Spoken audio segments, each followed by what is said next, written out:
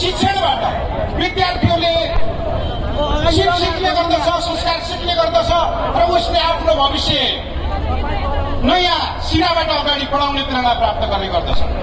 संसारमा सबैभन्दा ठूलो हरेक व्यक्तिका निम्ति आफ्नो बाबुआमा भन्दा पनि माथि कोही हुनुहुन्छ भने गुरुबा र गुरुआमा।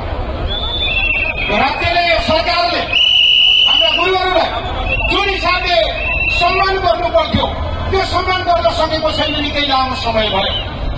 विशेष गरी 2028 सालमा आएको शिक्षा ऐनको मार्फतबाट वर्तमान शिक्षा प्रणाली चलिरहनु यो मुलुकको सबैभन्दा ठूलो दुर्भाग्यको रूपमा रहेको विषयमा यहाँहरूको विश्व अवगत गर्न चाहन्छु।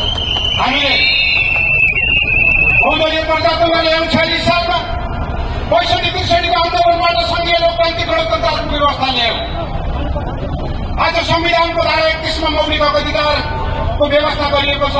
त्यो भित्र शिक्षा सम्बन्धी हक छ, अधिकार लेखिएको छ, तर यसलाई नियमन गर्ने शिक्षा ऐन अहिलेसम्म आउन सकेको छैन।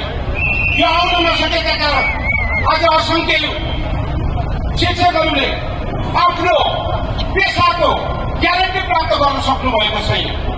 शिक्षक पेसालाई जुन हिसाबको सम्मान चाहिन्छ सम्मान प्राप्त गर्न सकेको छैन। आफ्नो पेसाको हकिकको निम्ति, सुरक्षाको निम्ति त्यसै गरिबाट तपाईँ यहाँ आउनुभएको छ। तपाईँहरूको यो आन्दोलन अत्यन्त जायज छ। हाम्रो पनि साथ र समर्थन रहेको छ। तपाईँहरूले यसबाट शिक्षा ऐन ल्याएर मात्रै घर फर्किनु पर्नेछ। त्यसका निम्ति शासनको समर्थन गर्नेछ। मैले कुनै बेला बोल्दा एउटा विषय राखेको थिएँ। अन्य सेवा समूहका साथीहरूले नबुझेर मलाई गाली गर्नुभयो। मैले कोही खड्का सुब्बा भन्ने व्यक्तिलाई इङ्गित गर्न खोजेको होइन। तर प्रसङ्ग के हो भन्दा एउटा खड्का या सुब्बा या सोच रहेको कुनै पनि अन्य सेवा समूहको व्यक्तिले जागिर खाएको 5-7 वर्षमा आफ्नो जिल्लाको सदरमुकाममा घर बनाउन सक्छ। जागिर खाएको 10 वर्षमा राजधानी बनाउन सक्छ। आफ्ना सन्ततिहरूलाई पैसा तिरेर एमबिबिएस इन्जिनियरिङ जस्ता महँगा शिक्षा सजिलै पढाउन सक्छ। तर एउटा माविको शिक्षकले आफ्नो जीवनकालभरि कमाएको पैसाले आफ्ना सन्ततिहरूलाई उसले पैसा तिराएर एमबिबिएस अथवा इन्जिनियरिङ पढाउन सक्दैन। समाजको दुःख यही हो। त्यो तितो यथार्थलाई बदल्ने हिसाबले हामीले अघि बढ्नुपर्छ। होस् त्यो तितो यथार्थ बदल्नका निम्ति अबको अभियान चाल्नुपर्दछ। मैले पहिला नै यो विषय उद्घोष गरेको थिएँ। यो विषयप्रति राष्ट्रिय प्रतिबद्ध छ, कटिबद्ध छ। त्यो विषय हामीले पुनः उठान गर्छौँ। कोही एउटा सेवा समूह पुग्ने व्यक्तिप्रतिको एउटा कटाक्ष होइन। यो समयको आवश्यकता हो। यो देशको व्यवस्थाभित्रका केही विषयहरू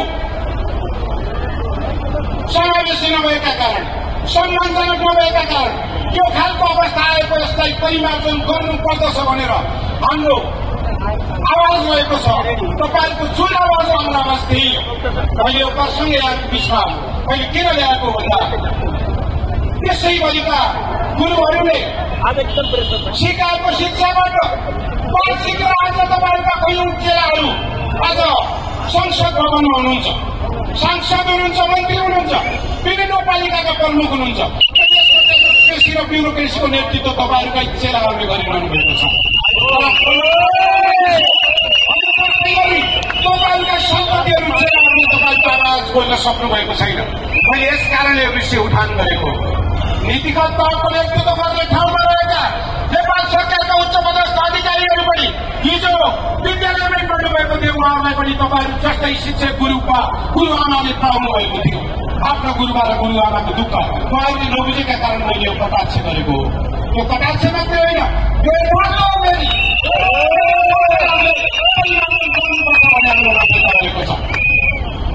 जति पनि शिक्षक साथीहरूका